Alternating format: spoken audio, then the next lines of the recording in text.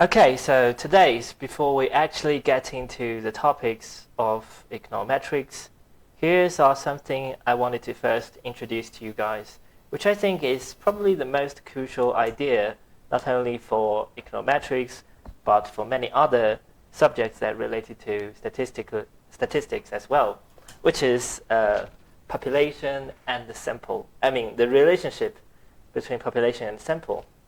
Okay, let's write it down here. Population and sample. Okay, so now let's look at this by using some example. So for example, we would like to find out the average salary of a certain city. So in this case, I'm going to draw a circle to represent the population. And let's say we have 1 million working people in that city.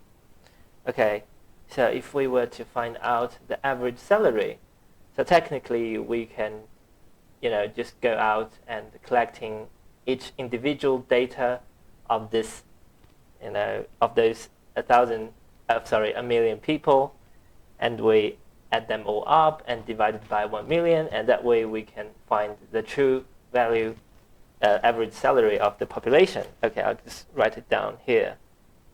The mu equals to, let's say, a salary I and equals 1 and to 1 million, okay, and divided by 1 million. This mu represents the true average salary for the population. Well, but in practice or in real life, oftentimes it is just not. It's kind of hard and sometimes even impossible to, collecting all the data for the population. So what we're going to do instead is to just, for example, do some questionnaire, do some random sampling to selecting a certain group of data.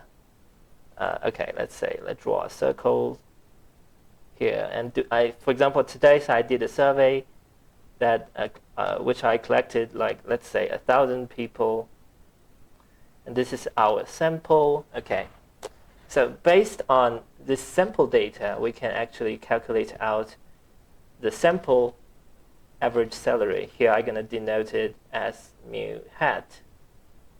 So this mu hat equals to, again, I1 and just 1,000 people and divided by 1,000 SI. Okay.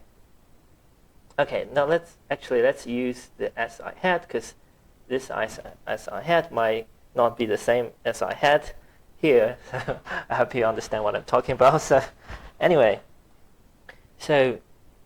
but notice here, the mu hat is not the true value of the mu. Okay, these two are never going to be the same. So mu hat is only our sample average, but mu is the true value of the population average. So in other words, mu hat is only an estimator of our true value, mu. Okay, and also we can have many other estimators. For example, tomorrow I did another survey based on another sample data. Let's say tomorrow I do another survey and questionnaire. I'm sorry, I don't know which word is the correct English, but anyway, I hope you understand. And tomorrow I is collecting another. Let's say this time I have 2,000 sample, and this is mu1, and tomorrow I got another mu2 here.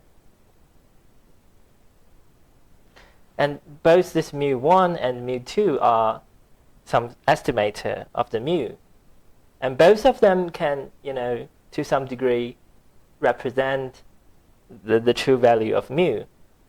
And it could be many other estimators. For example, this data, the sample data can even overlap with each other. Okay, we have mu3. So at this point, you might wonder then why is this estimator going to be any helpful? Okay, so this is actually we're going to discuss later. So we're going to dive in and discuss in details in the econometrics world. Well, because this mu is kind of like a puzzle. It's like I said, it is, even though it is truly exist for the population, but oftentimes we just cannot really find it out. It just always remains as a puzzle. I'm sorry. So all we are trying to do in econometrics is trying to, setting up proper models and collecting some proper data so that we can,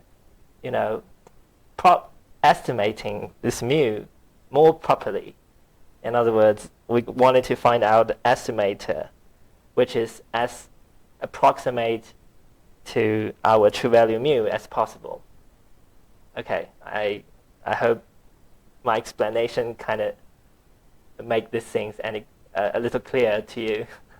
And also, by the way, in this case, we are only interested in this average salary, but this population might have many other property as well. For example, the sigma, like the variance, sigma square, and many blah, blah, blah, blah. So in a general form, and it's also a convention, we're going to write this in a vector form and denote it as theta. So theta is some property that we're interested for the population. So on the other hand, we're going to write this mu hat, sigma square hat, and maybe other properties. For the sample, we're going to denote it as theta hat. And this is some, at least for me, it's some notation. Okay, so I think this is about this video, and I hope you guys can bear this in mind, and it's really going to be very useful. Okay, so I see you in the next video.